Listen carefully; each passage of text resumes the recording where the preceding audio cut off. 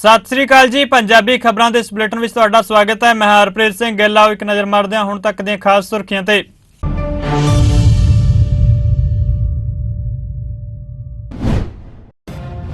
Supreme court ने पंजाब कांग्रेस के साबका प्रधान नवजोत सिंह सिद्धू नूं दिता वड्डा झटका। 34 साल पुराने रोडरेज मामले में नवजोत सिंह सिद्धू नूं 1 साल की कैद की सज़ा सुनाई। पंजाब के मुख्यमंत्री भगवंत मान ने केंद्रीय गृह मंत्री अमित शाह नाल कीती मुलाकात। बासमती उत्ते घट्टो घट्ट समर्थन मुल देण दी कीती मंग। भाखड़ा ब्यास प्रबंधकी बोर्ड विच पंजाब की नुमाइंदगी घटाउण दा भी मुद्दा चुक्या। पंजाब कांग्रेस के साबका प्रधान सुनील जाखड़ ने बीजेपी विच कीती शमूलीयत। जेपी नड्डा की मौजूदगी विच बीजेपी कीती ज्वाइन।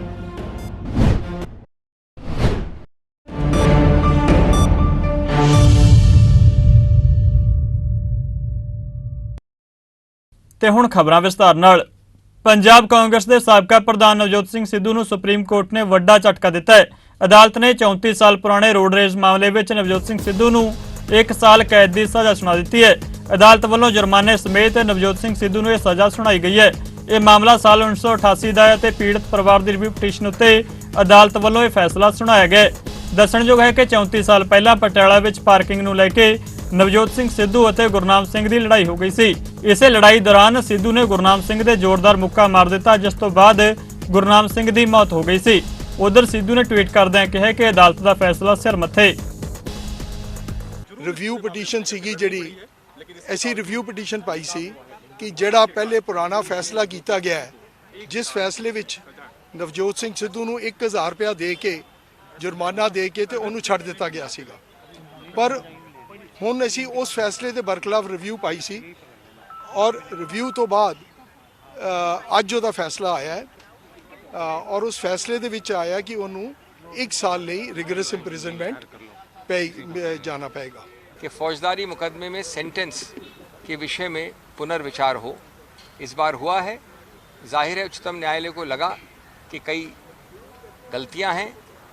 मैं समझता हूँ निर्णय को ध्यान से विश्लेषण करने के बाद जो रेमेडीज़ हैं वो की जाएंगी, चाहे वो हल हो एक क्यूरेटिव पिटिशन का, चाहे वो हल हो और प्रकार की याचिकाओं का।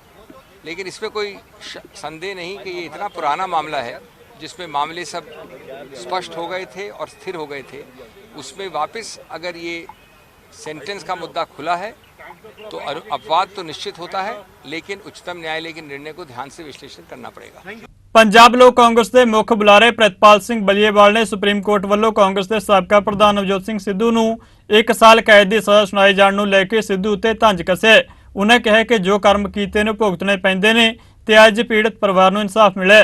पोषण बा भाई पोषण बा, हाथी पे बैठ के क्या किया, शाही शहर की गेड़ी लगाई, अब तो जेल में जाना पड़ेगा, जेल की रोटी खानी पड़ेगी, जेल का पानी पीना पड़ेगा, अब तो जेल में जाना पड़ेगा। गल यह है कि जो कर्म किए हुए बंदे दे हुंदे ने उन्हां दा फल भुगतना पैंदा है। ते अज जो सुप्रीम कोर्ट का फैसला नवजोत सिंह सिद्धू ते आया वा, वो ये सिद्ध करता है कि कानून सब तो ऊपर है तो इंसाफ मिलता है। हाई सुप्रीम कोर्ट ने यह गल कही है कि सज़ा घट है पर सज़ा है। सज़ा 1 दिन की होवे चाहे सज़ा साल की होवे। जो कर्म किते वो भुगत रहे ने ते वड्डियां वड्डियां गल्लां कर रहे सीगे। हुण समा भी होगा, सिद्धू साहब कोल मैडिटेशन भी करनगे, उत्थे आराम नाल बैठ के नवे मॉडल भी बनाउणगे। बट क्रिमिनल पेशा लोग जिन्हां दे उपर किसी का कतल करन दे दोष लगे होण, वो समाज नूं सेध नहीं दे सकते। उहदी एग्जाम्पल अपने सारिਆਂ दे सामने हैगी आ। सो एक सुप्रीम कोर्ट का फैसला वा, सारे उन्होंने चंगी गल है कि उन्होंने कहा कि मैं जल्द सरेंडर कर दूंगा, बट करना है, भुगतना पैंदा है। इसे दुनिया दे विच इसे समाज च भुगतना पैंदा है। पंजाब के मुख्यमंत्री भगवंत मान ने केंद्रीय गृह मंत्री अमित शाह नाल मुलाकात की और घट्टो घट्ट समर्थन मुल उत्ते बासमती की खरीद करने लई नोटिफिकेशन जारी करने उत्ते जोर पाया। मुख्यमंत्री ने अमित शाह नूं दस्सिया कि पानी की बचत लई किसानां नूं कणक झोने के फसली चक्कर विचों कढना समय की लोड़ है। मुख्यमंत्री ने सूबे में कणक का झाड़ घट निकलण दे वजह ਕਿਸਾਨਾਂ ਨੂੰ ਪ੍ਰਤੀ ਕੁਇੰਟਲ 500 ਰੁਪਏ ਦਾ ਮੁਆਵਜ਼ਾ ਦੇਣ ਦੀ ਵੀ ਮੰਗ ਕੀਤੀ ਹੈ। ਇੱਕ ਹੋਰ ਮੁੱਦਾ ਉਠਾਉਂਦਿਆਂ ਮੁੱਖ ਮੰਤਰੀ ਨੇ ਅਮਿਤ ਸ਼ਾਹ ਨੂੰ ਭਾਖੜਾ ਬਿਆਸ ਪ੍ਰਬੰਧਕੀ ਬੋਰਡ ਵਿੱਚੋਂ ਪੰਜਾਬ ਦੀ ਨੁਮਾਇੰਦਗੀ ਖਤਮ ਕਰਨ ਨਾਲ ਸੰਬੰਧਿਤ ਹੁਕਮ ਰੱਦ ਕਰਨ ਲਈ ਕਿਹਾ ਹੈ। ਮੁੱਖ ਮੰਤਰੀ ਨੇ ਅਮਿਤ ਸ਼ਾਹ ਨੂੰ ਘੱਟੋ-ਘੱਟ ਸਮਰਥਨ ਮੁੱਲ ਉੱਤੇ ਬਾਸਮਤੀ ਦੀ ਖਰੀਦ ਲਈ ਨੋਟੀਫਿਕੇਸ਼ਨ ਜਾਰੀ ਕਰਨ ਲਈ ਕਿਹਾ ਹੈ। ਮੁੱਖ ਮੰਤਰੀ ਨੇ ਪੰਜਾਬ ਵਿੱਚ ਨੀਮ ਫੌਜੀ ਬਲਾਂ ਦੀਆਂ 10 ਵਾਧੂ ਟੁਕੜਿਆਂ ਦੀ ਮੰਗ ਕੀਤੀ। ਇਸ ਦੇ ਜਵਾਬ ਵਿੱਚ ਕੇਂਦਰੀ ਗ੍ਰਹਿ ਮੰਤਰੀ ਨੇ ਸੂਬੇ ਵਿੱਚ ਨੀਮ ਫੌਜੀ ਬਲਾਂ ਦੀਆਂ 10 ਹੋਰ ਕੰਪਨੀਆਂ ਤੁਰੰਤ ਅਲਰਟ ਕਰ ਦਿੱਤੀਆਂ। ਪੰਜਾਬ ਦੇ ਕੁਝ अरे माइक नीचे कर लो यार, नीचे करो माइक। ਚਲੰਤ ਜਿਹੜੇ ਮੁੱਦੇ ਸੀ ਉਹਨਾਂ ਨਾਲ ਡਿਸਕਸ ਹੋਏ ਨੇ, ਜਿਨ੍ਹਾਂ ਦੇ ਵਿੱਚ BBMB Bhakra Beas management board ਦੇ ਵਿੱਚ ਪੰਜਾਬ ਦਾ ਜਿਹੜਾ ਕੋਟਾ ਹੈ ਉਹਨੂੰ ਦੁਬਾਰਾ ਚਾਲੂ ਕੀਤਾ। ਗਰਮੀ ਕਰਕੇ ਇਸ ਤੋਂ ਪਹਿਲਾਂ ਭਾਰਤ ਸਰਕਾਰ ਨੇ ਅਸੀਂ ਸਾਡੀ ਰਿਲੈਕਸੇਸ਼ਨ ਦੀ ਜਿਹੜੀ ਚਿੱਠੀ ਸੀ ਉਹਨੂੰ ਮਨਜ਼ੂਰ ਕੀਤਾ। पकड़ो माइक प्लीज। ਕੋਈ ਕੱਟ ਨਾ ਲਾਇਆ ਜਾਵੇ ਤੇ ਪਹਿਲੀ ਢੇਰੀ ਜਿਸ ਦਿਨ ਆਈ ਮੈਡਮ ਥੋੜਾ ਆਈਡੀ ਮੈਂ ਇਨਕੀ ਆਈਡੀ ਤੋਂ ਉਹਨਾਂ ਨੇ ਪਹਿਲੇ ਮਨਜ਼ੂਰ ਕਰ ਲਿਆ ਸੀ। ਮੈਂ ਉਹਨਾਂ ਦਾ ਧੰਨਵਾਦ ਕੀਤਾ ਤਾਂ ਉਹਨਾਂ ਨੇ ਕਮਲ ਮੇਰੀ ਉਂਗਲੀ ਤੇ ਮੈਨੂੰ ਇਹ ਭਰੋਸਾ ਦਿੱਤਾ ਹੈ ਕਿ ਮੈਂ ਐਗਜ਼ਾਮਿਨ ਕਰੂੰਗਾ ਇਹ ਸਾਰੇ ਮੁੱਦੇ। ਤੇ ਬਾਕੀ ਰਹੀ ਗੱਲ ਲਾਅ ਐਂਡ ਆਰਡਰ ਦੀ, ਤੇ ਜੋ ਪੰਜਾਬ ਦੇ ਵਿੱਚ ਇਸ ਤੋਂ ਪਹਿਲਾਂ ਪਟਿਆਲਾ ਜਾਂ ਕਰਨਾਲ ਦੇ ਵਿੱਚ मैं तो पीछे आया ਹੋਈਆਂ, ਪਟਿਆਲਾ 'ਚ ਘਟਨਾ ਹੋਈ, ਉਹ ਸਾਰਿਆਂ ਤੇ ਵਿਸਤਾਰ ਨਾਲ ਗੱਲਬਾਤ ਹੋਈ ਹੈ। ਤੇ ਨੈਸ਼ਨਲ ਸਿਕਿਉਰਿਟੀ ਦੇ ਮਾਮਲੇ ਤੇ ਅੱਪ ਦਾ ਪਾਰਟੀ ਲੈਵਲ, ਸਬ ਪੋਲੀਟਿਕਸ ਲੈਵਲ ਅਸੀਂ ਸਹਿਯੋਗ ਕਰਾਂਗੇ। ਤੇ ਆਉਣ ਵਾਲੇ ਦਿਨਾਂ ਦੇ ਵਿੱਚ ਕਿਉਂਕਿ ਡਰੋਨ ਵਗੈਰਾ ਦਾ ਕਾਫੀ ਰੁਝਾਨ ਵੱਧ ਗਿਆ, ਐਂਟੀ ਡਰੋਨ ਸਿਸਟਮ ਵਾਸਤੇ ਜਿਸ ਟੈਕਨੋਲੋਜੀ ਦੇਵਾਂਗੇ। ਇਸ ਤਰ੍ਹਾਂ ਦੀ ਟੈਕਨੋਲੋਜੀ ਅੱਜ ਕੱਲ੍ਹ ਆ ਰਹੀ ਹੈ ਕਿ ਡਰੋਨ ਜਿਹੜਾ ਹੈ ਉਹ ਉੱਥੋਂ ਉੱਡੇ ਹੀ ਨਾ, ਇਸ ਤਰ੍ਹਾਂ ਦਾ ਇੱਕ ਜੈਮਰ ਲਾ ਦਿੱਤਾ ਜਾਵੇ। ਤੇ ਲੇਟੈਸਟ ਟੈਕਨੋਲੋਜੀ ਹੈ, ਉਹਦੇ ਬਾਰੇ ਵੀ ਉਹਨਾਂ ਨਾਲ ਵਿਚਾਰ ਕਰਾਂਗੇ। ਤੇ 10 ਕੰਪਨੀਆਂ ਉਹਨਾਂ ਨੇ ਸਾਨੂੰ ਪਿਛਲੇ ਦਿਨ ਹੀ ਭੇਜੀਆਂ ਪੈਰਾਮਿਲਟਰੀ ਫੋਰਸ ਵਿੱਚ।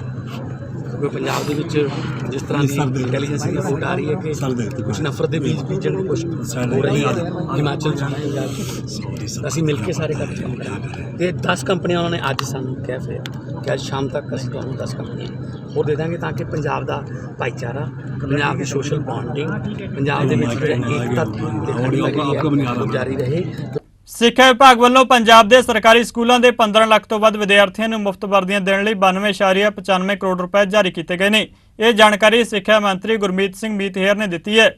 ਸਿੱਖਿਆ ਮੰਤਰੀ ਨੇ ਸਮੂਹ ਜ਼ਿਲ੍ਹਾ ਸਿੱਖਿਆ ਅਧਿਕਾਰੀਆਂ ਤੇ ਬਲਾਕ ਪ੍ਰਾਇਮਰੀ ਅਫਸਰਾਂ ਨੂੰ ਨਿਰਦੇਸ਼ ਦਿੱਤੇ ਕਿ ਉਹ ਨਿਯਮਾਂ ਅਨੁਸਾਰ ਵਰਦੀਆਂ ਖਰੀਦਣ ਅਤੇ ਕਿਸੇ ਵੀ ਵਿਸ਼ੇਸ਼ ਦੁਕਾਨ ਤੋਂ ਵਰਦੀਆਂ ਖਰੀਦਣ ਸੰਬੰਧੀ ਲਿਖਤੀ ਜਾਂ ਜ਼ੁਬਾਨੀ ਆਦੇਸ਼ ਨਾ ਦਿੱਤੇ ਜਾਣ ਅਤੇ ਜੇਕਰ ਇਸ ਮਾਮਲੇ ਵਿੱਚ ਕੋਈ ਕੋਤਾਹੀ ਸਾਹਮਣੇ ਆਈ ਤਾਂ ਸਖਤ ਕਾਰਵਾਈ ਕੀਤੀ ਜਾਵੇਗੀ।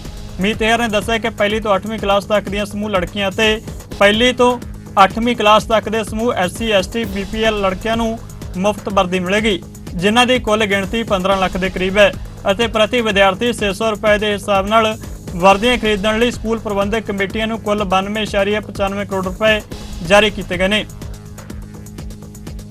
ਪੰਜਾਬ ਦੇ ਕੈਬਨਿਟ ਮੰਤਰੀ ਕੁਲਦੀਪ ਸਿੰਘ ਧਾਲੀਵਾਲ ਵੱਲੋਂ ਲਾਈਵ ਸਟਾਕ ਕੰਪਲੈਕਸ ਵਿਖੇ ਅਗਾਂਹਵਧੂ ਡੇਅਰੀ ਫਾਰਮਰਾਂ ਅਤੇ ਮੱਛੀ ਪਾਲਕਾਂ ਨਾਲ ਬੈਠਕ ਕੀਤੀ ਗਈ। ਇਸ ਮੀਟਿੰਗ ਵਿੱਚ ਉਹਨਾਂ ਨੇ ਡੇਅਰੀ ਫਾਰਮਰਾਂ ਅਤੇ ਮੱਛੀ ਪਾਲਕਾਂ ਨੂੰ ਪੇਸ਼ ਆ ਰਹੀਆਂ ਦਿੱਕਤਾਂ ਬਾਰੇ ਵਿਚਾਰ ਵਟਾਂਦਰਾ ਕੀਤਾ। ਕੈਬਨਿਟ ਮੰਤਰੀ ਨੇ ਇਸ ਮੌਕੇ ਕਿਹਾ ਕਿ ਸਰਕਾਰ ਖੇਤੀਬਾੜੀ ਵਿੱਚ ਵਿਭਿੰਨਤਾ ਲਿਆਉਣ ਲਈ ਵਚਨਬੱਧ ਹੈ। ਇਸ ਲਈ ਖੇਤੀਬਾੜੀ ਦੇ ਸਹਾਇਕ ਧੰਦੇ ਡੇਅਰੀ ਫਾਰਮਿੰਗ ਅਤੇ ਮੱਛੀ ਪਾਲਣ ਤੇ ਪਸ਼ੂ ਪਾਲਣ ਨੂੰ ਵੱਡੇ ਪੱਧਰ ਉੱਤੇ ਪ੍ਰਫੁੱਲਤ ਕਰਨ ਅਤੇ ਇਸ ਖੇਤਰ ਵਿੱਚ ਸੂਬੇ ਨੂੰ ਮੋਹਰੀ ਬਣਾਉਣ ਲਈ ਵਿਆਪਕ ਮੁਹਿੰਮ ਸੂਬੇ ਵਿੱਚ ਚਲਾਈ ਜਾਵੇਗੀ। ਉਹਨਾਂ ਵੱਲੋਂ ਨੌਜਵਾਨਾਂ ਨੂੰ ਇਹਨਾਂ ਧੰਦਿਆਂ ਨਾਲ ਜੁੜਨ ਦੀ ਅਪੀਲ ਕੀਤੀ ਗਈ। ਪੰਜਾਬ ਕਾਂਗਰਸ ਦੇ ਸਾਬਕਾ ਪ੍ਰਧਾਨ ਸੁਨੀਲ ਜਾਖੜ ਕਾਂਗਰਸ ਪਾਰਟੀ ਨੂੰ ਛੱਡ ਕੇ ਅੱਜ ਭਾਰਤੀ ਜਨਤਾ ਪਾਰਟੀ ਵਿੱਚ ਸ਼ਾਮਲ ਹੋ ਗਏ। ਦਿੱਲੀ ਵਿੱਚ ਪਾਰਟੀ ਦੇ ਮੁੱਖ ਦਫ਼ਤਰ ਵਿੱਚ ਪਾਰਟੀ ਦੇ ਕੌਮੀ ਪ੍ਰਧਾਨ JP ਨੱਡਾ ਦੀ ਅਗਵਾਈ ਵਿੱਚ ਸੁਨੀਲ ਜਾਖੜ ਭਾਜਪਾ ਵਿੱਚ ਸ਼ਾਮਲ ਹੋਏ। ਇਸ ਮੌਕੇ ਸੰਬੋਧਨ ਕਰਦਿਆਂ ਸੁਨੀਲ ਜਾਖੜ ਨੇ ਕਿਹਾ ਕਿ ਕਾਂਗਰਸ ਨਾਲ ਉਹਨਾਂ ਦਾ 50 ਸਾਲਾਂ ਦਾ ਰਿਸ਼ਤਾ ਰਿਹਾ ਹੈ ਅਤੇ ਰਿਸ਼ਤਾ ਤੋੜਨਾ ਇੰਨਾ ਸੌਖਾ ਨਹੀਂ ਸੀ। ਉਹਨਾਂ ਕਿਹਾ ਕਿ ਉਹਨੇ ਸਿਆਸਤ ਨੂੰ ਕਦੇ ਨਿੱਜੀ ਸਵਾਰਥ ਲਈ ਇਸਤੇਮਾਲ ਨਹੀਂ ਕੀਤਾ। ਉਹਨੇ ਇਹ ਵੀ ਕਿਹਾ ਕਿ ਉਹਨਾਂ ਨੇ ਕਦੇ ਤੋੜਨ ਦਾ ਕੰਮ ਨਹੀਂ ਕੀਤਾ, ਸਗੋਂ ਹਮੇਸ਼ਾ ਲੋਕਾਂ ਨੂੰ ਜੋੜਨ ਦਾ ਕੰਮ ਕੀਤਾ ਹੈ। कि सुनील जाखड़ जी भारतीय जनता पार्टी की सदस्यता लेकर भारतीय जनता पार्टी में शामिल हुए हैं। मैं अपनी ओर से और पार्टी के करोड़ों कार्यकर्ताओं की ओर से उनका भारतीय जनता पार्टी में स्वागत करता हूं, अभिनंदन करता हूं।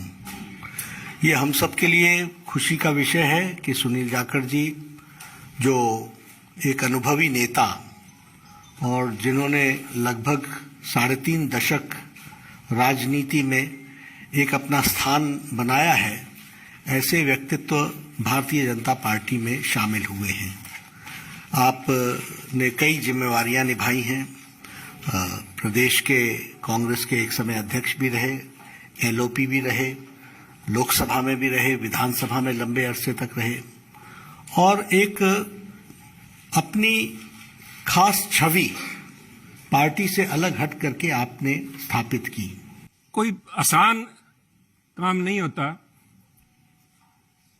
50 साल का संबंध मेरा कांग्रेस से है।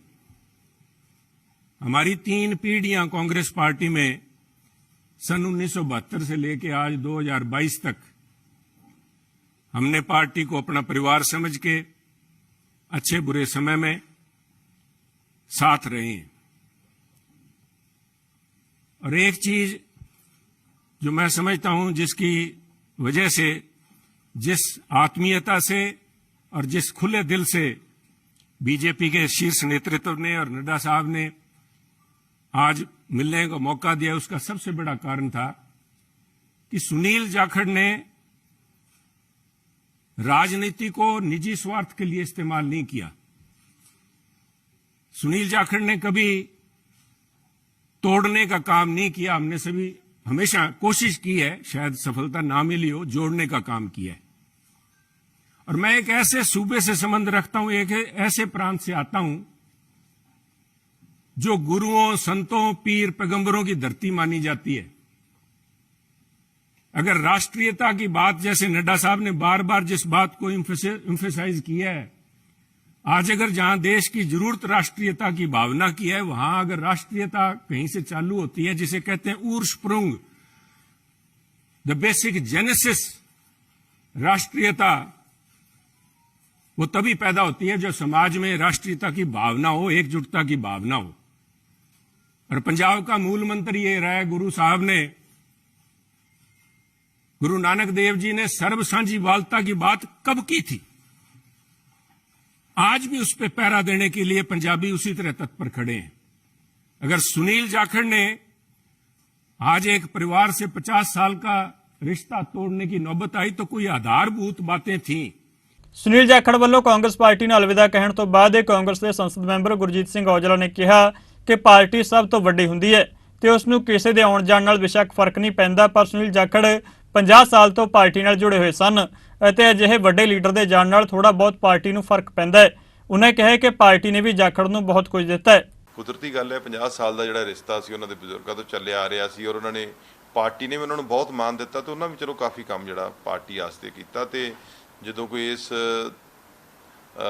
ਕੱਦ ਦਾ ਲੀਡਰ ਜਾਂਦਾ ਹੈ ਫਰਕ ਤੇ ਪੈਂਦਾ ਹੈ, ਖਾਸ ਕਰ ਜਿੱਦਾਂ ਹੁਣ ਸਾਡਾ ਹੈ, ਅਸੀਂ ਕਿਉਂਕਿ ਜਾਖੜ ਸਾਹਿਬ ਨਾਲ ਕੰਮ ਕਰਦੇ ਰਹੇ, ਬਤੌਰ ਮੈਂਬਰ ਪਾਰਲੀਮੈਂਟ ਵੀ ਅਸੀਂ ਕੰਮ ਕੀਤਾ ਉਹਨਾਂ ਦੇ ਨਾਲ ਔਰ ਬੜਾ ਲੰਬਾ ਸਮਾਂ ਉਹਨਾਂ ਨੇ ਪਾਰਟੀ ਦੇ ਨਾਲ ਕੰਮ ਕਰਨ ਕਰਕੇ ਸਾਰਿਆਂ ਦਾ ਇੱਕ ਰਿਸ਼ਤਾ ਬੌਂਡਿੰਗ ਤੇ ਬਣੀ ਹੁੰਦੀ ਹੈ, ਉਹਦਾ ਅਸਰ ਤੇ ਪੈਂਦਾ ਹੈ। ਪਰ ਦੂਜੀ ਗੱਲ ਮੈਂ ਤੁਹਾਨੂੰ ਨਾਲ ਦੀ ਨਾਲ ਦੱਸਣਾ ਚਾਹੁੰਦਾ ਕਿ ਕਾਂਗਰਸ ਪਾਰਟੀ ਇੱਕ ਵਿਚਾਰਧਾਰਾ ਦਾ ਸਮੂਹ ਹੈ। ਇਹ ਸਾਰੇ ਹਿੰਦੁਸਤਾਨ ਦੇ ਵਿੱਚ, ਵਿਦੇਸ਼ਾਂ ਦੇ ਵਿੱਚ ਇਹ ਸਮੂਹ ਜਿਹੜਾ ਇੱਕ ਵਿਚਾਰਧਾਰਾ ਦਾ ਸਮੂਹ ਬੈਠਾ ਹੋਇਆ। ਸੋ ਕਾਂਗਰਸ ਤੋਂ ਵੱਡਾ ਕੋਈ ਨਾ ਬੰਦਾ ਹੈ ਤੇ ਨਾ ਕੋਈ ਹੋਰ ਕਿਸੇ ਦੀ ਵਿਚਾਰਧਾਰਾ ਹੈਗੀ ਹੈ। ਸੋ ਪਾਰਟੀ ਦੇ ਉੱਪਰ ਕੋਈ ਨਹੀਂ ਹੈਗਾ, ਪਾਰਟੀ ਨੂੰ ਇਹਨਾਂ ਚੀਜ਼ਾਂ ਦਾ ਬਹੁਤ ਵੱਡਾ ਅਸਰ ਨਹੀਂ ਪੈਂਦਾ। ਲੋਕ ਸਭਾ ਮੈਂਬਰ ਗੁਰਜੀਤ ਸਿੰਘ ਔਜਲਾ ਵੱਲੋਂ ਕੇਂਦਰੀ ਮੰਤਰੀ ਹਰਦੀਪ ਸਿੰਘ ਪੁਰੀ ਨਾਲ ਅੰਮ੍ਰਿਤਸਰ ਦੇ ਵੱਖ-ਵੱਖ ਗੰਭੀਰ ਮੁੱਦਿਆਂ ਬਾਰੇ ਨਵੀਂ ਦਿੱਲੀ ਵਿੱਚ ਮੁਲਾਕਾਤ ਕਰਕੇ ਜਾਣਕਾਰੀ ਦਿੱਤੀ ਗਈ। ਇਸ ਮੁਲਾਕਾਤ ਦੌਰਾਨ ਅੰਮ੍ਰਿਤਸਰ ਸ਼ਹਿਰ ਦੇ ਵੱਖ-ਵੱਖ ਗੰਭੀਰ ਮੁੱਦਿਆਂ ਬਾਰੇ ਵਿਸਥਾਰਪੂਰਵਕ ਚਰਚਾ ਹੋਈ, ਜਿਸ ਵਿੱਚ ਸਭ ਤੋਂ ਮਹੱਤਵਪੂਰਨ ਮੁੱਦਾ ਤੁੰਗ ਢਾਬ ਡਰੇਨ ਦਾ ਚੁੱਕਿਆ ਗਿਆ, ਜਿਸ ਨਾਲ ਅੰਮ੍ਰਿਤਸਰ ਸ਼ਹਿਰ ਅਤੇ ਆਲੇ-ਦੁਆਲੇ ਦੇ ਪਿੰਡਾਂ ਵਿੱਚ ਕਾਫੀ ਪ੍ਰਦੂਸ਼ਣ ਪੈਦਾ ਹੋ ਰਿਹਾ ਹੈ। ਔਜਲਾ ਨੇ ਪੁਰੀ ਨੂੰ ਕਿਹਾ ਕਿ ਪ੍ਰੋਜੈਕਟ ਨਾਲ ਡਰੇਨ ਨੂੰ ਪੁਨਰ ਸੁਰਜੀਤ ਕੀਤਾ ਜਾ ਸਕਦਾ ਹੈ। ਸਿੰਘ ਪੁਰੀ ਜੀ ਦੇ ਨਾਲ ਮੈਂ ਮੁਲਾਕਾਤ ਕਰਕੇ ਆਇਆ। ਉੱਥੇ ਸਾਡਾ ਅੰਮ੍ਰਿਤਸਰ ਦੇ ਵਿੱਚ ਤੁੰਗ ਢਾਬ ਡਰੇਨ ਦਾ ਜਿਹੜਾ ਪੋਲੂਸ਼ਨ ਦਾ ਮੁੱਦਾ ਹੈ, ਉਹਦੇ 'ਚ ਬਹੁਤ ਗੰਦਾ ਪਾਣੀ ਜਿਹੜਾ ਚੱਲਦਾ ਹੈ, ਉਹਦੇ ਨਾਲ ਬੜੀਆਂ ਮੁਸ਼ਕਲਾਂ ਦਾ ਸਾਹਮਣਾ ਕਰਨਾ ਪੈ ਰਿਹਾ। ਉਹ 'ਚੋਂ ਗੈਸਿਸ ਨਿਕਲਦੀਆਂ ਨੇ, ਏਅਰ ਕੰਡੀਸ਼ਨ, ਫ੍ਰਿਜ, ਜਿੰਨੇ ਵੀ ਇਲੈਕਟ੍ਰੋਨਿਕ ਅਪਲਾਈਸ ਹੈ ਉਹ ਖਤਮ ਹੋ ਜਾਂਦੇ ਨੇ, ਨਾਲ ਦੀ ਨਾਲ DNA ਤੋਂ ਇਫੈਕਟ ਕਰਦਾ। ਸੋ ਇਹ ਕਾਫੀ ਦੇਰ ਤੋਂ ਅਸੀਂ ਮੁੱਦਾ ਸਰਕਾਰ ਦੇ ਧਿਆਨ 'ਚ ਲਿਆਂਦਾ ਹੈ ਕਿ ਕਿਸੇ ਤਰੀਕੇ ਨਾਲ ਸਾਨੂੰ 350 ਕਰੋੜ ਦਾ ਪ੍ਰੋਜੈਕਟ ਬਣਦਾ ਹੈ, ਸਰਕਾਰ ਉਹ ਸਾਨੂੰ ਪੈਸੇ ਮੁਹੱਈਆ ਕਰਾਏ ਤਾਂ ਕਿ ਇਹ ਪ੍ਰੋਜੈਕਟ ਜਿਹੜਾ ਆ ਕੰਪਲੀਟ ਹੋ ਸਕੇ। ਮੈਂ ਕਿਉਂਕਿ ਪਿਛਲੀ ਸਰਕਾਰ ਜਦੋਂ ਕੈਪਟਨ ਸਾਹਿਬ ਜਦੋਂ ਲਾਸਟ ਦੇ ਮਤਲਬ 6 ਮਹੀਨੇ ਪਹਿਲਾਂ ਉਹਨਾਂ ਦੇ ਲੱਥੋਂ ਤੋਂ ਮੈਂ ਉਹਨਾਂ ਦੇ ਧਿਆਨ 'ਚ ਲਿਆਂਦਾ ਸੀ। ਕਮੇਟੀ ਬਣੀ ਸੀ, ਅਸੀਂ ਫਿਰ ਉਹ 'ਤੇ ਵਰਕਆਊਟ ਕਰਕੇ ਇੱਕ ਪ੍ਰੋਜੈਕਟ ਰਿਪੋਰਟ ਬਣੀ ਹੈ ਜਿੱਥੇ ਕਰੀਬ 350 ਕਰੋੜ ਦਾ ਖਰਚਾ ਆਉਣਾ ਹੈ। ਮੈਂ ਉਹਨਾਂ ਨੂੰ ਬੇਨਤੀ ਕੀਤੀ ਹੈ ਕਿ ਸਰਕਾਰ ਕੋ, ਪੰਜਾਬ ਸਟੇਟ ਗਵਰਨਮੈਂਟ ਕੋਲ ਤਾਂ ਪੈਸੇ ਹੈ ਨਹੀਂਗੇ, ਤੁਸੀਂ ਕਿਰਪਾ ਕਰਕੇ ਸਾਨੂੰ ਫੰਡ ਮੁਹੱਈਆ ਕਰਾਓ ਤਾਂ ਕਿ ਇਹ ਜਿਹੜੀ ਨਿਜਾਤ ਹੈ ਲੋਕਾਂ ਨੂੰ ਮਿਲ ਸਕੇ। ਔਰ ਮੁਸ਼ਕਲ ਬਹੁਤ ਵੱਡੀ ਹੈ ਇਹਦੀ। ਉਹਦੇ ਨਾਲ ਦੀ ਨਾਲ ਇੱਕ ਭਗਤਾਲੇ ਦੇ ਸਾਈਡ ਤੇ ਵੀ ਨਾਲਾ ਆ, ਉਹਦੀ ਵੀ ਮੈਂ ਗੱਲ ਜਿਹੜੀ ਉਹਨਾਂ ਦੇ ਅੱਗੇ ਰੱਖੀ ਹੈ ਕਿ ਉਹ ਵੀ ਨਾਲਾ ਬੰਦ ਕਰਨਾ ਬੜਾ ਜ਼ਰੂਰੀ ਹੈ, ਕਿਉਂਕਿ ਇਹ ਜਿਹੜੇ ਡਰੇਨ ਹੈ ਇਹ ਪਾਕਿਸਤਾਨ 'ਚ ਜਾਂਦੀ ਹੈ। UNO 'ਚ ਵੀ ਸਾਡੀ ਕੰਟਰੀ ਦੇ ਵਿਰੁੱਧ ਕੇਸ ਲੱਗਾ ਹੈ, ਪਾਕਿਸਤਾਨ ਦੇ ਲੋਕਾਂ ਵੱਲੋਂ ਵੀ, ਉਹਨਾਂ ਵੱਲੋਂ ਲਾਇਆ ਗਿਆ ਪਾਕਿਸਤਾਨ ਗੌਰਮੈਂਟ ਵੱਲੋਂ। ਸੋ ਮੈਂ ਇਹਦੇ 'ਤੇ ਅੱਜ ਚਰਚਾ ਕੀਤੀ। ਨਾਲ ਦੀ ਨਾਲ ਜਿਹੜੀਆਂ ਹੋਰ ਸਕੀਮਜ਼ ਨੇ ਅਰਬਨ ਮਿਨਿਸਟਰੀ ਦੀਆਂ, ਉਹ ਸਾਰੀਆਂ ਡਿਸਕਸ ਕੀਤੀਆਂ। ਸਮਾਰਟ ਸਿਟੀ ਡਿਸਕਸ ਕੀਤੀ, ਅੰਮ੍ਰਿਤ ਯੋਜਨਾ ਡਿਸਕਸ ਕੀਤੀ, ਔਰ ਉਹਨਾਂ ਦੇ ਨਾਲ ਪੈਟਰੋਲੀਅਮ ਦੇ ਨਾਲ ਸੰਬੰਧਿਤ, ਕਿਉਂਕਿ ਜਿਹੜਾ ਅੰਮ੍ਰਿਤਸਰ ਸਿਟੀ ਹੈ ਇਹ ਬਹੁਤ ਹਿਸਟੋਰੀਕਲ ਸਿਟੀ ਹੈ, ਟੂਰਿਸਟ ਸਿਟੀ ਹੈ। ਉਹਨਾਂ ਨੂੰ ਬੇਨਤੀ ਕੀਤੀ ਕਿ ਸਾਡੇ ਵੀ ਇਲੈਕਟ੍ਰੋਨਿਕ ਵਹੀਕਲ ਦੇ ਨਾਲ ਦੀ ਨਾਲ ਗੈਸ ਦੇ ਉੱਤੇ ਚੱਲਣ ਵਾਲੇ ਵੀ ਜਿਹੜੇ ਟਰਾਂਸਪੋਰਟੇਸ਼ਨ ਹੋਣੀ ਚਾਹੀਦੀ, ਪਬਲਿਕ ਟਰਾਂਸਪੋਰਟੇਸ਼ਨ, ਉਹਦੇ ਵਾਸਤੇ ਤੁਹਾਨੂੰ ਗੈਸ ਦੇ ਜਿਹੜੇ ਪੰਪ ਨੇ ਉਹ ਵੀ ਮੁਹੱਈਆ ਕਰਾਉਣੇ ਪੈਣਗੇ। ਔਰ ਉਹਨਾਂ 'ਤੇ ਤਵੱਜੋ ਦੇਣੀ ਬੜੀ ਜ਼ਰੂਰੀ ਹੈ ਰੂਰਲ ਔਰ ਅਰਬਨ ਏਰੀਏ ਦੇ ਵਿੱਚ, ਤਾਂ ਕਿ ਜਿਹੜਾ ਪੋਲੂਸ਼ਨ ਹੈ ਉਹ ਵੀ ਅੰਮ੍ਰਿਤਸਰ ਦੇ ਵਿੱਚ ਇੱਕ ਬਹੁਤ ਵੱਡੀ ਸਮੱਸਿਆ ਹੈ, ਉਹ ਘਟੇ। ਭਗਤਾਂ ਵਾਲਾ ਡੰਪ ਹੈ ਉਹਦੇ ਬਾਰੇ ਚਰਚਾ ਜਿਹੜੀ ਹੈ ਉਹਨਾਂ ਨਾਲ ਕੀਤੀ, ਔਰ ਉਹਨਾਂ ਨੇ ਮੈਨੂੰ ਵਿਸ਼ਵਾਸ ਦਿਵਾਇਆ ਕਿ ਅਸੀਂ ਬਹੁਤ ਜਲਦੀ ਇੱਥੇ ਵਰਕਆਊਟ ਕਰਕੇ ਤੁਹਾਨੂੰ ਦੱਸਾਂਗੇ। ਤੇ ਲੋੜ ਪਈ ਤੋਂ ਕਹਿੰਦੇ ਮੈਂ ਵਿਜ਼ਿਟ ਵੀ ਬਹੁਤ ਜਲਦੀ ਅੰਮ੍ਰਿਤਸਰ ਕਰੂੰਗਾ, ਔਰ ਇਹਨਾਂ ਸਾਰੀਆਂ ਚੀਜ਼ਾਂ ਦਾ ਰਿਵਿਊ ਉੱਥੇ ਬੈਠ ਕੇ ਵੀ ਕਰਾਂਗੇ ਅਸੀਂ। ਪੰਜਾਬ ਕਾਂਗਰਸ ਦੇ ਪ੍ਰਧਾਨ ਅਮਰਿੰਦਰ ਸਿੰਘ ਰਾਜਾ ਵੜਿੰਗ ਨੇ ਸੰਗਰੂਰ ਵਿੱਚ ਸਾਬਕਾ ਕੈਬਨਿਟ ਮੰਤਰੀ ਵਿਜੇਂਦਰ ਸਿੰਗਲਾ ਦੀ ਰਿਹਾਇਸ਼ ਉੱਤੇ ਸੰਗਰੂਰ ਦੇ ਵਰਕਰਾਂ ਨਾਲ ਮੀਟਿੰਗ ਕੀਤੀ। ਸੰਗਰੂਰ ਹਲਕੇ ਵਿੱਚ ਕਾਂਗਰਸ ਪਾਰਟੀ ਦੇ ਪ੍ਰਧਾਨ ਰਾਜਾ ਵੜਿੰਗ ਪਹੁੰਚੇ ਤਾਂ ਉਹਦੇ ਆਉਣ ਤੋਂ ਪਹਿਲਾਂ ਕਈ ਕਾਂਗਰਸੀ ਆਗੂ ਉੱਥੇ ਹਾਜ਼ਰ ਨਹੀਂ ਹੋਏ ਤੇ ਕਈ ਕਾਂਗਰਸੀ ਆਗੂਆਂ ਵੱਲੋਂ ਰਾਜਾ ਵੜਿੰਗ ਦੇ ਆਉਣ ਤੋਂ ਪਹਿਲਾਂ ਹੀ ਆਪਣਾ ਅਸਤੀਫਾ ਦੇ ਦਿੱਤਾ ਗਿਆ। ਇਸ ਬਾਰੇ ਬੋਲਦਿਆਂ ਵੜਿੰਗ ਨੇ ਕਿਹਾ ਕਿ ਅਜਿਹੀਆਂ ਸ਼ਰਾਰਤਾਂ ਜਾਣਬੁੱਝ ਕੇ ਕੀਤੀਆਂ ਜਾਂਦੀਆਂ ਨੇ। ਵੜਿੰਗ ਨੇ ਭਗਵੰਤ ਮਾਨ ਸਰਕਾਰ ਨੂੰ ਘੇਰਦਿਆਂ ਕਿਹਾ ਕਿ ਪੰਜਾਬ ਵਿੱਚ ਆਮ ਆਦਮੀ ਪਾਰਟੀ ਦੀ ਸਰਕਾਰ ਨੂੰ ਅਜੇ 2 ਮਹੀਨੇ ਦਾ ਸਮਾਂ ਹੋਇਆ, ਪਰ ਪੰਜਾਬ ਦੇ ਲੋਕ ਇੰਨੇ ਘੱਟ ਸਮੇਂ ਵਿੱਚ ਵੀ ਪੰਜਾਬ ਸਰਕਾਰ ਤੋਂ ਨਾਖੁਸ਼ ਹੋ ਗਏ ਨੇ।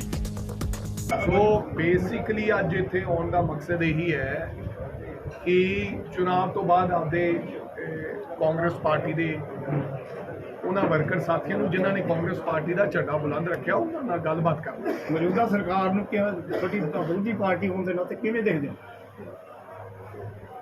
ਮੌਜੂਦਾ ਸਰਕਾਰ ਨੂੰ ਮੈਂ ਸਮਝਦਾ ਕਿ ਜ਼ਿਆਦਾ ਟਿੱਪਣੀ ਨਾ ਕਰਦੇ ਹੋਏ, ਲੇਕਿਨ ਅੱਜ 60 ਦਿਨ ਹੋ ਗਏ, ਮੈਨੂੰ ਲੱਗਦਾ ਕਿ ਪਹਿਲੀ ਐਸੀ ਸਰਕਾਰ ਹੈ ਜਿਹਦੇ ਨਾਲੋਂ ਜਨਤਾ ਦਾ ਇੰਨੀ ਜਲਦੀ ਮੋਹ ਭੰਗ ਹੋ ਗਿਆ ਹੋਵੇ। ਜਗ੍ਹਾ ਜਗ੍ਹਾ ਤੇ ਧਰਨੇ ਲੱਗਣੇ, ਲਾਅ ਐਂਡ ਆਰਡਰ ਦੀ ਸਥਿਤੀ, ਬਿਜਲੀ ਦਾ ਬੁਰਾ ਹਾਲ, ਐਂਡ ਮੈਂ ਸਮਝਦਾ ਕਿ ਅੱਜ ਮੇਰੇ ਮੁਤਾਬਕ ਕੋਈ ਜ਼ੀਰੋ ਪਰਫਾਰਮੈਂਸ ਦੇ ਆਧਾਰ ਨਾਲ ਅੱਜ ਸਰਕਾਰ ਚੱਲਦੀ ਹੈ। ਹਾਂ, ਕੱਲ ਨੂੰ ਕੁਝ ਕਰ ਲੈਣ ਤਾਂ ਮੈਨੂੰ ਇਸ ਗੱਲ ਦਾ ਪਤਾ ਹੈ। ਸ਼੍ਰੀ ਅਕਾਲ ਤਖਤ ਸਾਹਿਬ ਦੇ ਆਦੇਸ਼ ਅਨੁਸਾਰ ਸ਼੍ਰੋਮਣੀ ਗੁਰਦੁਆਰਾ ਪ੍ਰਬੰਧਕ ਕਮੇਟੀ ਵੱਲੋਂ ਸਥਾਪਿਤ ਕੀਤੀ ਗਈ 11 ਮੈਂਬਰੀ ਉੱਚ ਤਾਕਤੀ ਕਮੇਟੀ ਦੀ ਪਲੇਠੀ ਇਕੱਤਰਤਾ ਦੌਰਾਨ ਦੇਸ਼ ਦੀਆਂ ਵੱਖ-ਵੱਖ ਜੇਲ੍ਹਾਂ ਵਿੱਚ ਨਜ਼ਰਬੰਦ ਸਿੰਘਾਂ ਦੀ ਰਿਹਾਈ ਲਈ ਭਾਰਤ ਦੇ ਪ੍ਰਧਾਨ ਮੰਤਰੀ ਅਤੇ ਗ੍ਰਹਿ ਮੰਤਰੀ ਨੂੰ ਮਿਲ ਕੇ ਜ਼ੋਰਦਾਰ ਢੰਗ ਨਾਲ ਮਾਮਲਾ ਉਠਾਉਣ ਦਾ ਫੈਸਲਾ ਕੀਤਾ ਗਿਆ। ਇਸ ਦੇ ਨਾਲ ਹੀ ਦਿੱਲੀ ਅਤੇ ਕਰਨਾਟਕਾ ਦੇ ਮੁੱਖ ਮੰਤਰੀ ਨਾਲ ਵੀ ਰਾਜਾਂ ਦੇ ਅਧਿਕਾਰ ਵਾਲੇ ਸਿੰਘਾਂ ਦੀ ਰਿਹਾਈ ਦੇ ਫੈਸਲੇ ਤੁਰੰਤ ਕਰਨ ਲਈ ਮੁਲਾਕਾਤ ਕੀਤੇ ਜਾਣ ਦੀ ਗੱਲ ਕਹੀ ਗਈ। ਸ਼੍ਰੋਮਣੀ ਕਮੇਟੀ ਦਫ਼ਤਰ ਵਿਖੇ ਇਸ ਕਮੇਟੀ ਦੀ ਇਕੱਤਰਤਾ ਵਿੱਚ ਵੱਖ-ਵੱਖ ਪਾਰਟੀਆਂ ਦੇ ਆਗੂਆਂ ਨੇ ਸ਼ਿਰਕਤ ਕੀਤੀ। ਸਿੱਖ ਸੰਘਰਸ਼ੀ ਯੋਧੇ ਆ, ਇਹ ਕਿਹੜੀ ਜੇਲ੍ਹ ਦੇ ਵਿੱਚ ਆ ਤੇ ਕਿਹੜੇ ਉਹਦੇ ਸਟੇਟ ਦੇ ਵਿੱਚ ਫਾਲ ਬੰਦ ਆ, ਉਹਨਾਂ ਲਈ ਇਹ ਸਾਰੀ ਮੁਲਾਂਕਣ ਕਰਕੇ ਇੱਕ ਟੀਮ ਬਣਾਈ ਜਾਊਗੀ ਜਿਹੜੀ ਰਿਪਰੈਜ਼ੈਂਟੇਸ਼ਨ ਤੌਰ ਦੇ ਉੱਤੇ ਸਾਰੇ ਉਹਨਾਂ ਦੇ ਜਿਹੜੇ ਕੇਸ ਕਿੰਨੀ ਕੈਦ ਆ ਉਹ ਸਾਰੀ ਤਿਆਰ ਕੀਤੀ ਜਾਊਗੀ ਤੇ ਛੇਤੀ ਹੀ 15 ਦਿਨਾਂ ਦੇ ਵਿੱਚ ਇਹ ਪ੍ਰਧਾਨ ਮੰਤਰੀ ਸ਼੍ਰੀ ਨਰਿੰਦਰ ਭਾਈ ਮੋਦੀ ਜੀ ਨੂੰ ਦਿੱਲੀ ਜਾ ਕੇ ਇੱਕ ਰਿਪਰੈਜ਼ੈਂਟੇਸ਼ਨ ਸਾਰੇ ਇਕੱਠੇ ਹੋ ਕੇ ਦੇਣਗੇ ਤਾਂ ਕਿ ਸਾਰੇ ਜਿੰਨੇ ਵੀ ਅਸੀਂ ਜਿਨ੍ਹਾਂ ਦਾ ਮੁਲਾਂਕਣ ਕੀਤਾ, ਜਿੰਨੇ ਵੀ ਸਿੱਖ ਕੈਦੀ ਸਾਡੇ, ਉਹਨਾਂ ਸਾਰਿਆਂ ਦੀ ਰਿਹਾਈ ਲਈ ਇੱਕ ਵੱਡੀ ਰਿਪਰੈਜ਼ੈਂਟੇਸ਼ਨ ਐਵੇਂ ਸਾਰੇ ਇਕੱਠੇ ਹੋ ਕੇ ਦੇਣਗੇ। ਦੂਸਰਾ ਇਹ ਵੀ ਫੈਸਲਾ ਹੋਇਆ ਕਿ home minister of India Shri Amit Shah ji ਨੂੰ ਵੀ ਇਸੇ ਤਰ੍ਹਾਂ ਇਕੱਠੇ ਹੋ ਕੇ ਇੱਕ ਡੈਪੂਟੇਸ਼ਨ ਲੈ ਕੇ ਰਿਪਰੈਜ਼ੈਂਟੇਸ਼ਨ ਦਿੱਤੀ ਜਾਊਗੀ। ਉਹ ਤੋਂ ਇਲਾਵਾ ਇੱਕ ਸਾਡੇ ਨੌਜਵਾਨ ਜਿਹੜੇ ਉਹ ਕਰਨਾਟਕਾ ਦੇ ਵਿੱਚ ਜੇਲ੍ਹ ਦੇ ਵਿੱਚ ਆ, ਉੱਥੇ ਦਾ ਕੇਸ ਆ, ਹੈਗੇ ਭਾਵੇਂ ਪੰਜਾਬ ਦੇ ਵਿੱਚ ਹੀ, ਤੇ ਉਹਨਾਂ ਲਈ ਵੀ ਮੁੱਖ ਮੰਤਰੀ ਜਿਹੜੇ ਕਰਨਾਟਕਾ ਦੇ ਉਹਨਾਂ ਨੂੰ ਵੀ ਡੈਪੂਟੇਸ਼ਨ ਐਵੇਂ ਜਾ ਕੇ ਮਿਲੂਗਾ। ਦੂਜਾ ਪ੍ਰੋਫੈਸਰ ਦਵਿੰਦਰਪਾਲ ਸਿੰਘ ਜੀ ਭੁੱਲਰ, ਕਿਉਂਕਿ ਉਹਨਾਂ ਦੀ ਰਿਹਾਈ ਬਹੁਤ ਸਮੇਂ ਤੋਂ ਲਟਕਦੀ ਆ। ਉਹਦੇ ਲਈ ਦਿੱਲੀ ਦੇ ਮੁੱਖ ਮੰਤਰੀ ਸ਼੍ਰੀ ਕੇਜਰੀਵਾਲ ਸਾਹਿਬ ਨੂੰ ਵੀ ਸਾਡਾ ਡੈਪੂਟੇਸ਼ਨ ਮਿਲੂਗਾ। आज जो मीटिंग बुलाई गई है, जत्थेदार अकाल तख्त साहब के आदेश से ये मीटिंग बुलाई गई है कि जितने भी हमारे सिख जेल में कैद है उन्हें छुड़वाने के लिए सिख पंथ के बड़े अगुओं ने प्रयत्न करना चाहिए, ये उसका उद्देश्य है। और आज मीटिंग रखी गई है, 11 मेंबर लोगों की कमेटी है। इसमें तख्त सचखंड श्री हजूर साहब के भूपेंद्र सिंह जी मनहास, उनका प्रतिनिधि के रूप में मुझे यहाँ भेजा गया है। जब यहाँ पर सभी प्रकार की बातें चल रही थी तब मुझसे कहा गया, तब मैंने हजूर साहब के बारे में कहा उनसे कि आप एक बहुत बड़ी संस्था है, सिखों की पार्लियामेंट है, और दक्षिण भारत के जो सिख हैं, नांदेड़ के हैं, महाराष्ट्र के हैं, हैदराबाद के हैं, वरंगल, करीमनगर आदि जगह के जो साउथ के सिख है वो समझते हैं कि they are neglected by the government, सरकार की तरफ से उन्हें निगलेक्ट किया जाता है। वो ये भी समझते हैं कि श्रोमणी गुरुद्वारा प्रबंधक कमेटी की तरफ से भी उन्हें निगलेक्ट किया जाता है और उनकी आवाज़ सुनी नहीं जाती है। तब मैंने उन्हें कहा कि उदाहरण के तौर पर पिछले साल होली महल्ले में होली के जुलूस को लेकर एक वातावरण तंग हुआ। हमें जुलूस निकालने के लिए सरकार ने कोरोना के कारण से रोका गया। तब हाईकोर्ट बॉम्बे ने, औरंगाबाद बेंच ने हमें परमिशन दी थी कि आप जुलूस प्रतिबंध में रह करके निकाल सकते हैं। ऐसे समय में पुलिस ने यह कहा कि आप गुरुद्वारे के भीतर ही जुलूस निकालिए, बाहर नहीं आ सकते हैं। परंतु हमारे उत्साही युवकों ने मर्यादा को ध्यान में रखते हुए सिख परंपरा की मर्यादा को खंडित होने से बचाने के लिए उन्होंने जुलूस निकाला। और उसमें एक पुलिस के जख्मी हुआ। एक पुलिस जख्मी हुआ तो शायद हो सकता है कि गुनहगार 1 होंगे, 2 होंगे, 3 होंगे, 4 होंगे, लेकिन पुलिस ने नांदेड़ के 400 सिखों के ऊपर एफआईआर भर्ती किया। 60-70 लोगों को पकड़ के 1-1 साल तक जेल में दबोच दिया। उनकी जमानत भी नहीं हुई। और हर बार पुलिस ये कहती है कि हम आपको पकड़ लेंगे, हम आपको अंदर कर देंगे, क्योंकि उन्होंने अननोन फरारी सिखों के नाम 400 लोगों का नाम डाल दिया और आज तक वो तंग करते हैं। दूसरी बात, 4 आतंकवादी पकड़े गए, वो नांदेड़ में आए, हो सकता है उन्होंने दर्शन किया होगा, चले गए होंगे, परंतु आज भी पुलिस उन 4 आतंकवादियों के बहाने हमारे हजूर साहब के सिखों के घर में घुसती है, घरों में जाती है और पुराने जो उनके शस्त्र जमा है, जो उनके पूर्वजों के, उनके बुजुर्गों के ऐतिहासिक शस्त्र जो है, उसे वो सीज करके जब्त करके लेके जाती है और हमें कोई अन्याय, हमारे को कोई न्याय मिलता नहीं है। पंजाबी अकैडमी यूपी के मैंबर सुखदर्शन सिंह बेदी, श्री गुरु सिंह सभा मुजफ्फरनगर के साबका जनरल सकत्तर इंद्रजीत सिंह छाबड़ा, जसपाल सिंह सेठी, रत्नागर सिंह कोहली, अरविंदर कौर बेदी चढ़दी कला टाइम टीवी के दफ्तर में पहुंचे। इस मौके उन्होंने अदारा चढ़दी कला के चेयरमैन सरदार जगजीत सिंह दर्दी नूं पद्म श्री का सन्मान मिलने उत्ते मुबारकबाद पेश की और उन्होंने सन्मान किया। इस मौके चढ़दी कला टाइम टीवी के डायरैक्टर हरप्रीत सिंह दर्दी ते होर पतवंती सज्जन मौजूद रहे। सूबे की प्रभुसत्ता, अखंडता ते सुरक्षा नाल समझौता करके पाकिस्तान की एजेंसी ISI लिए जसूसी करने वाले 2 व्यक्तियों को गिरफ्तार करने में पंजाब पुलिस ने सफलता हासिल की है। पाकिस्तान ISI और देशद्रोही व्यक्तियों के गठजोड़ को तोड़ने की मुहिम तहत पंजाब पुलिस ने सरहद पार जसूसी के नैटवर्क का पर्दाफाश कर दिता है। 2 मुलजमां की पछाण जाफर रियाज और मुहम्मद शमशाद वासी पिंड भेजा वजों हुई है। मुढ़ली जानकारी उस तो पता लगे कि जाफर रियाज कोलकाता का निवासी है, जबकि शमशाद बिहार का रहने वाला है। दोनों अदालत ने 2 दिन के पुलिस रिमांड उत्ते भेज दिता है। ਇਹਨਾਂ ਦੇ OS ਸੈਕਟਰ ਦਾ ਪਰਚਾ ਹੋਇਆ ਵਾ। ਇਨਫੋਰਮੇਸ਼ਨ ਜਿਹੜੀ ਆ ਇਧਰੋਂ ਇਕੱਠੀ ਕਰਕੇ ਪਾਕਿਸਤਾਨ ਭੇਜਦੇ ਸੀ। ਪਾਕਿਸਤਾਨੀ ਏਜੰਟ ਨਹੀਂ, ਪਾਕਿਸਤਾਨੀ ਏਜੰਟ ਜਿਹੜੇ ਉੱਧਰ ਦੇ ਨਾਲ ਜੁੜੇ ਹੋਏ ਸੀ ISI ਨਾਲ, ਇਹ ਜੁੜੇ ਸੀ। ਇਧਰੋਂ ਛਾਉਣੀ ਦੀਆਂ ਸਾਰੀਆਂ ਇਕੱਠੀਆਂ ਕਰਕੇ फोटो पिक्चर वगैरह इकट्ठियां करके उधर भेज दे। 2 दिन का रिमांड है, 21 फिर पेश करांगे। बस यहाँ पे जो वीज़ा ने ज़रा फंसाया जा रहा है मुझे, एम्बेसी वाले, पाकिस्तान एम्बेसी। मेरा कोई भी एडवोकेट नहीं है। हाँ, वो लोग बोले मेरे यहाँ काम करो, मेरे बच्चे लोग वहाँ है लाहौर में, वो लोग पकड़ा हुआ है। श्री हेमकुंट साहिब के किवाड़ 22 मई तो खुलणगे, इसलिए हेमकुंट साहिब के दर्शनों लिए पहला जथा अज ऋषिकेश तो रवाना होया। इस मौके उत्तराखंड के राज्यपाल गुरमीत सिंह और मुख्यमंत्री पुष्कर सिंह धामी मौजूद रहे।